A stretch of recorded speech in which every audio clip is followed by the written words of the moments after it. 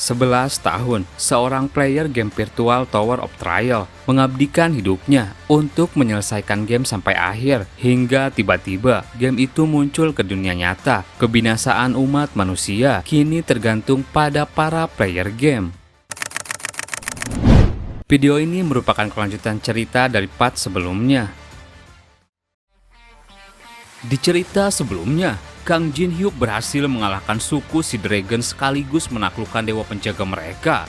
Setelah itu Jin Hyuk masuk dalam permainan Demonic Human. Alice berhadapan dengan seorang vampir bernama Hyacin. Jin Hyuk bersiap melawan pemimpin Demonic Human. Jin Hyuk yang kini bertemu Niet Ji bilang, Niet Ji sang pemimpin Demonic Human. Niet Ji menjawab, jadi kau sudah tahu nama aku? Apa aku sudah perkenalkan diri sebelumnya? Bagaimana kau bisa tahu nama aku? Tanpa basa-basi Jin Hyuk bersiap menyerang. A Flame of the Beginning diaktifkan. Skill dibatalkan. Jin Hyuk sontak heran. Apa ini? Niet Ji berkata, aku sudah banyak mendengar tentangmu Kang Jin Hyuk. Aku sampai sedikit kesal karena terlalu sering mendengarnya. Katanya ada seorang player yang selalu mengacaukan rencana kami, menggunakan berbagai macam skill yang tidak masuk akal dan sangat merepotkan untuk dihadapi. Niet Ji tersenyum dengan sorot mata merahnya. Jadi kupikir kau adalah lawan yang cocok untukku. Semua skill yang begitu banyak kau andalkan itu akan kau sadari betapa tidak bergunanya di hadapanku ini.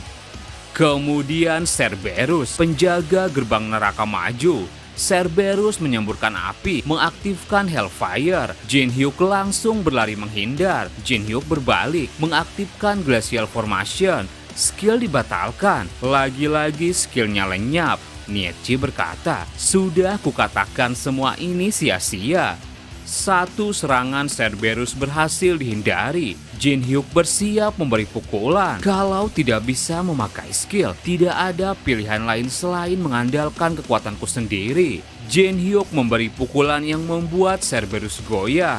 Dengan cepat Jin Hyuk mengincar Niet Ji, mengaktifkan telekinesis. Dengan skill itu, dalam jangkauan tertentu segala di hadapannya bisa dikendalikan. Jin Hyuk segera menghindar dan menjaga jarak. Dalam hatinya Jin Hyuk berpikir, pasti skill yang digunakan oleh Niet Ji adalah Nihilism. Selama tatapannya tertuju padaku, semua skill milikku akan dibatalkan. Skill itu sama langka dan sulit didapatkan seperti Fusion. Ini menyebalkan. Jin Hyuk lalu sadar sesuatu dan tersenyum. Tunggu, kalau dipikir-pikir lagi, mungkin justru ini bisa menguntungkanku. Di sisi lain, Chun Yusung masih berada di hutan dan sedang mencari sesuatu. Di sana, ke arah sana. Jina bertanya, apa kau bisa membedakan mana milik Kang Jin Hyuk? Yusung menjawab, tentu saja. Meskipun dia berusaha sekuat tenaga untuk menghapus jejak mananya, aku masih bisa mendeteksinya karena aku sudah mengejarnya sejak lama. Jina heran, sebenarnya hubungan mereka ini seperti apa? Yusung bilang lagi, ayo cepat, hanya karena dia pernah memberiku satu peralatan bagus saja, aku harus menegur kebiasaan melemparkan semua pekerjaan remeh pada aku. Kembali ke pertarungan Jin Hyuk, ia bertarung melawan Cerberus. Alice yang sedang bertarung merasa ada yang aneh, energi kontraktor sedang ditahan, apa dia baik-baik saja? Hyacin siap memberi serangan. Ia berkata, Alice santai sekali kau menghadapiku, sampai-sampai bisa lengah. Alice refleks menahan itu, tapi Alice tak bisa menahan dan terpental. Hyacin dengan cepat maju. Alice bangkit. The Harpoon of Vladimir. Dari lingkaran sihir, Alice mengeluarkan banyak tombak. Hyacin bisa menghindari setiap arah serangannya. Blade Champ. Hyacin mengeluarkan serangan yang membuat Alice tersengat. Kemudian Hyacin mendekati Alice dan bilang, kau tidak berpikir bisa mengalahkanku yang tanpa batasan ini. Hanya dengan membuka dua segel saja bukan. Akan kutunjukkan puncak kekuatan keluarga Sepiltino, wahai arwah Ataraxia. Di sisi lain, Jin Hyuk masih melawan Cerberus. Hellfire diaktifkan. Jin Hyuk memberi pukulan, memegang gigi mereka dan menjatuhkan Cerberus. Jin Hyuk berhasil mengalahkannya. Tapi yang terjadi selanjutnya, skill pasif The Call of the Ming World telah diaktifkan. Bawahan neraka mengalahkan kematian. Cerberus berhasil hidup kembali. Nietzsche yang melihat pertarungan bilang, Cerberus adalah penjaga gerbang neraka tempat tinggal arwah yang telah mati. Dia takkan pernah bisa mati tanpa perintah tuannya.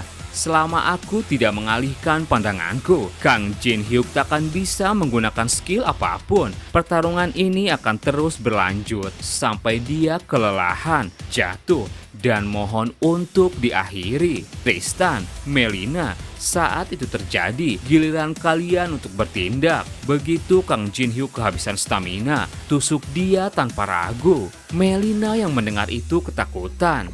Nietzsche memberikan sebuah dagger, a blunt sword of a torturer. Jika tidak mengungkapkan informasi yang diketahui, pembusukan mengerikan akan dimulai. Jin Hyuk masih berusaha mengalahkan Cerberus. Nietzsche mulai berpikir, bagaimana dia bisa tahu lebih banyak tentang Tower of Trial daripada kita? Dan tiba-tiba, Nietzsche dan Hyacin kaget melihat notif dari sistem. Seseorang yang tidak diundang mencoba memasuki barrier invitation to the Red Knight. Sihir barrier mendeteksi tabrakan yang tidak terduga. Jin Hyuk yang mengetahui itu tersenyum. Apa-apaan ini? Kenapa lama sekali? Aku sudah menunggu cukup lama, Stalker. Chun Yusung datang memasuki pertarungan. Tanpa banyak bicara, Yusung langsung mengeluarkan pedangnya.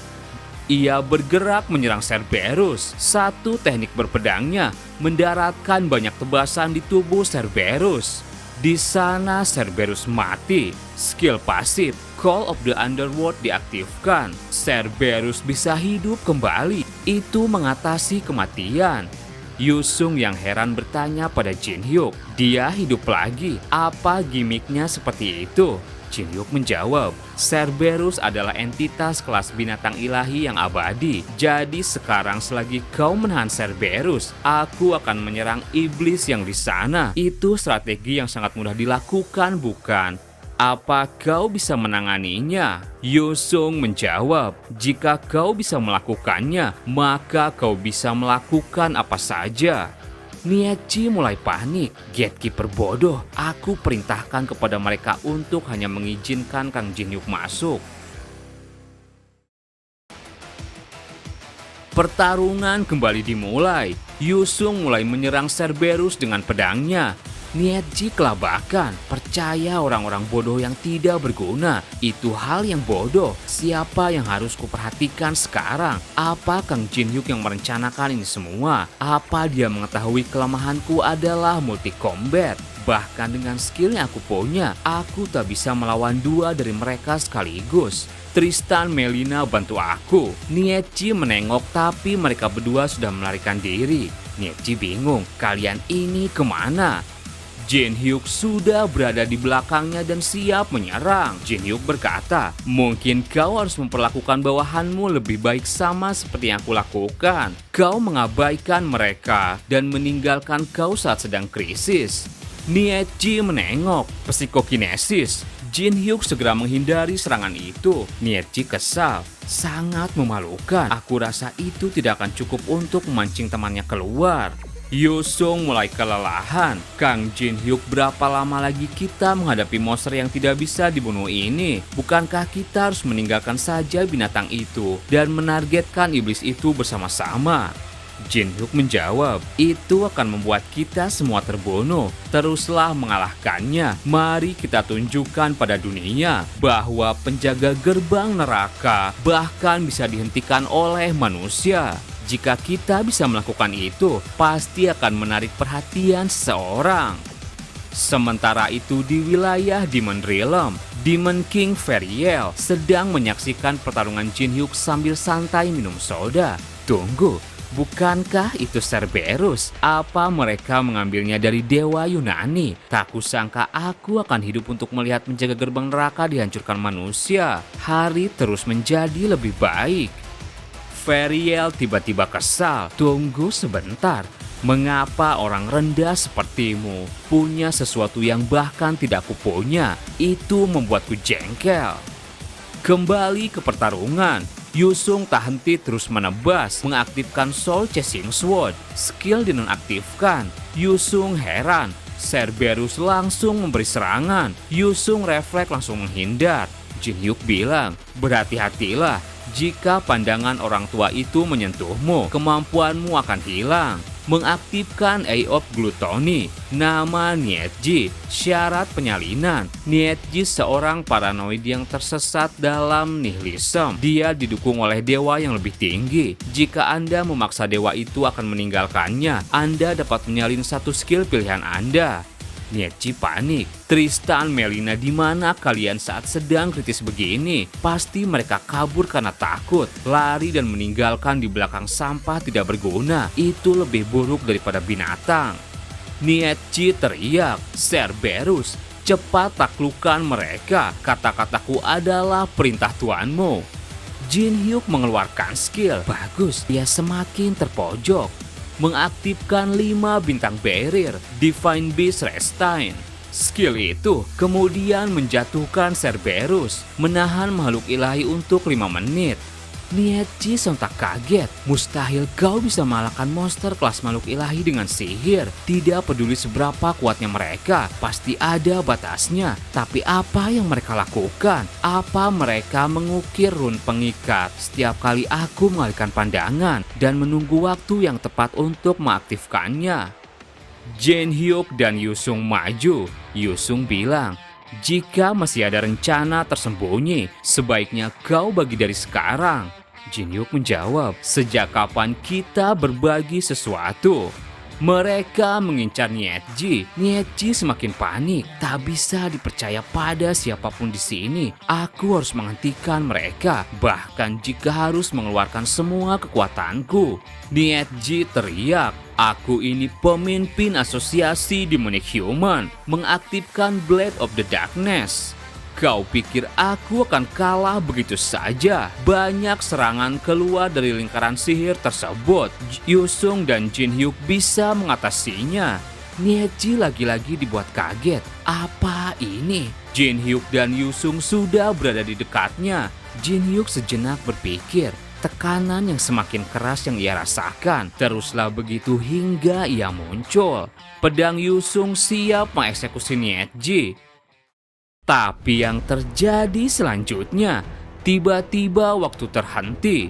Sosok demon lalu muncul. Ia berkata, aku telah berinvestasi terlalu banyak untuk membesarkan Black Apostoliku. Akan menjadi kerugian besar jika dia dihancurkan dengan mudah seperti ini. Partial Incarnation. Sosok demon sponsor Nietji muncul. Namanya Demon King Hasimodium.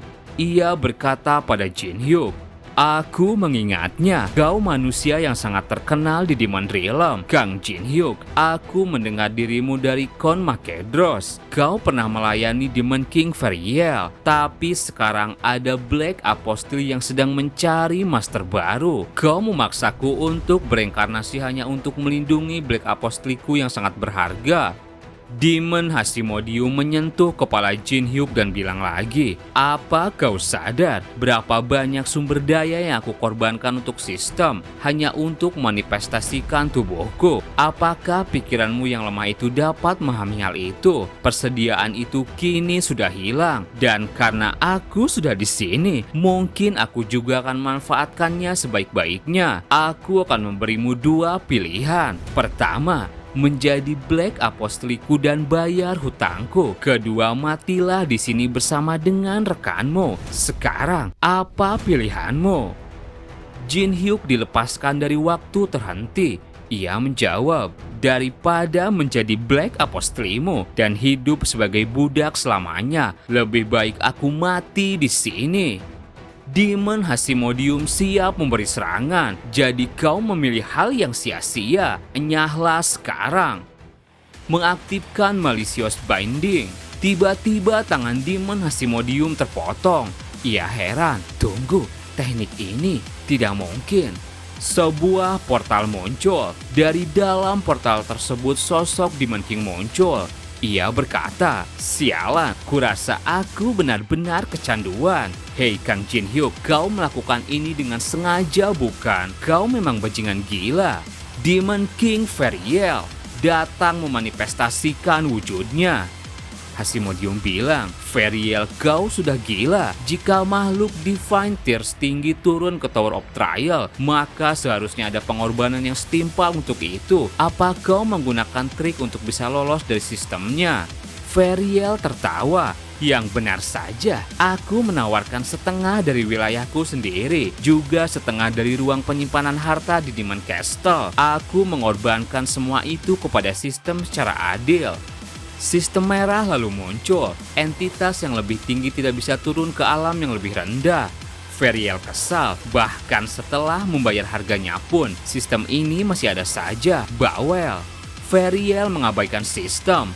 Ia kemudian mendekati Hasmodium dan berkata, "Biar ku beri kau persis seperti yang kau katakan padanya. Akan ku beri kau dua pilihan. Pilihan pertama, jika kau pergi sekarang, aku akan menganggap kemunduranmu itu sebagai pembayaran setengah hutangku. Namun jika kau menolak tawaran dermawan itu, maka pilihan kedua, dihajar sampai hancur lebur dengan form asliku di sini, lalu kembali ke Demon Realm, menangis dan melunasi seluruh hutangku. Mana yang akan kau pilih? Sebagai Demon King yang pintar, bukankah tawaran ini cocok untukmu?"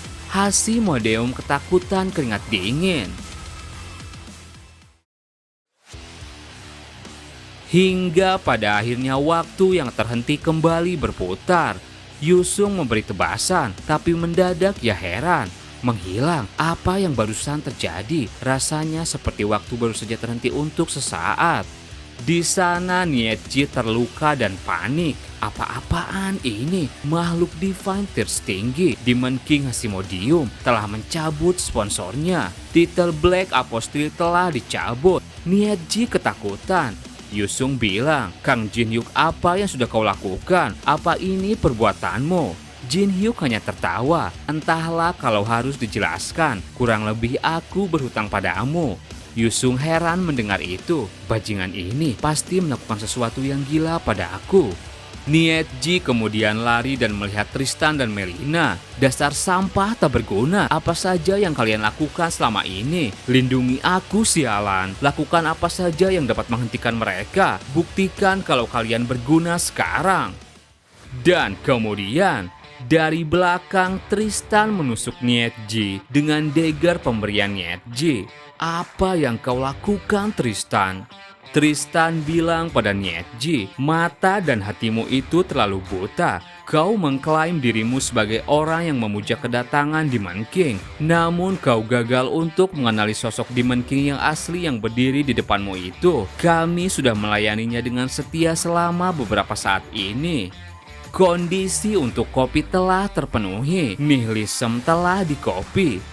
Jin Hyuk mendekati mereka dan bilang, "Demon King yang asli, kerja bagus Tristan. Biar aku yang urus dari sini. Aku punya banyak hal yang ingin dibicarakan dengan orang tua ini." Mengaktifkan skill bintang 4, Spatial Isolation Barrier. Mereka berdua ngobrol dalam barrier.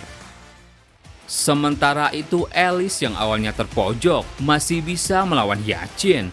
Hyacin kesal, "Dasar Demon tidak berguna, bertingkah so istimewa, namun ujung-ujungnya semua yang kau persiapkan hancur berantakan.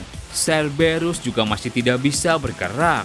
Aku sudah tahu dari awal kalau mempercayai manusia itu sebuah kesalahan. Alice, kau juga tidak ada bedanya. Manusia itu makhluk rendah yang bahkan tidak bisa hidup lebih dari ratusan tahun. Bagaimana bisa kau mempercayai manusia? Kau yang dijuluki sebagai progenitor terkuat dan sekarang menempel pada manusia rendahan itu. Apa kau sudah tidak peduli selama bisa mendapatkan kebebasan?"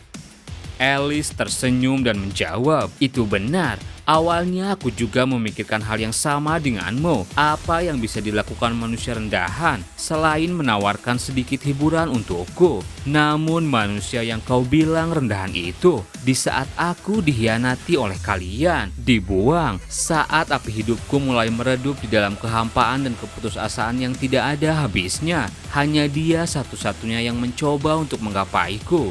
pria itu. Aku rela memberikan hidupku padanya." Hyacin yang mendengar itu sontak kaget. Ia teringat dengan masa lalunya. Waktu itu Hyacin sedang tidur bersama Extension. Extension bilang, "Sudah ratusan tahun semenjak Alice disegel. Setelah semua itu, kenapa kau masih berpihak padaku, Hyacin?" Hyacin dengan ekspresi malunya menjawab, "Entahlah, setelah mengkhianati temanku sendiri, Alice, orang yang telah menarik hatiku yang rusak dari kegelapan adalah Tuan Extension." Di pertarungan, Hyacin meningkatkan kekuatannya. "Alice, kalau begitu biar ku uji tekadmu itu." Hyacin mengeluarkan sebuah tombak, Spear of Thunderbolt Infinity Lighting. Serangan itu dilancarkan. "Mari kita lihat apa kau bisa menahan ini, Alice." Alice bangkit. Piercing Flame Spear Tersis. Alice mengeluarkan tombak yang diselimuti api. Kedua serangan mereka saling bertabrakan dan menghasilkan daya hancur yang besar. Hyacin berkata, "Alice, jika perasaan yang kau rasakan itu nyata, maka kau seharusnya sudah tahu, bagi Noble of the Night, cinta selalu menjadi kutukan yang berakhir buruk." Alice terus menahan serangan Hyacin. Ia menjawab, "Aku tahu, tapi ini bukan hal sepele yang membuatku mengikuti kata-kata leluhur." Alice meningkatkan serangannya. Mendengar perkataan Alice, Hyacin mengulurkan serangannya. Hyacin berkata, "Itu saja sudah cukup. Jika itu kamu pasti bisa. Putuskanlah rantai takdir yang telah ditentukan ini. Semoga apa yang kau terima ini bukanlah kutukan, melainkan akhir yang berbeda." Alice heran mendengar perkataan itu.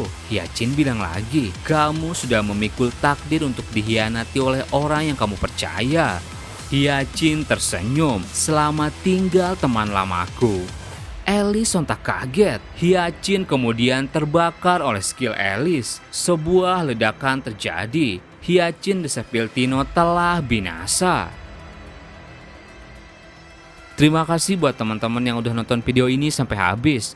Mohon maaf jika ada salah. Admin pamit dan sampai jumpa di video berikutnya.